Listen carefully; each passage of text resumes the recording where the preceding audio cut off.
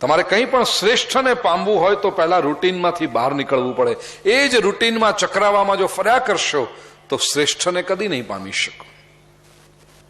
પશ્ચિમના એક વિચારકે બહુ સરસ કહ્યું છે, if you keep doing what you have always bin doing, then you will keep receiving what you have always been receiving.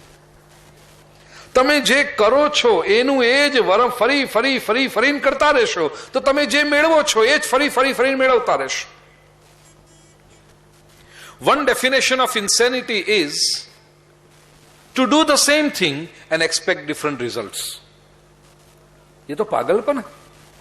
જે કરીએ છીએ એ જ કરતા રહીએ અને કંઈક જુદા પરિણામની અપેક્ષા રાખીએ, આ તો ગાંડપણ કહેવાય. જે ભૂલ આપણે હંમેશા કરતા રહ્યા છીએ એની એ જ ભૂલો વારંવાર વારંવાર વારંવાર કરતા રહીએ તો જે પરિણામો આવે છે એ પણ વારંવાર આવ્યા કરશે. તમારે જો જીવનનો માર્ગ બદલવો હોય, જીવનની ગતિ બદલવી હોય, જીવનની દિશા બદલવી હોય તો થોડુંક તમે જે ભૂતકાળમાં કરતા રહ્યા છો એને બદલી નાખો.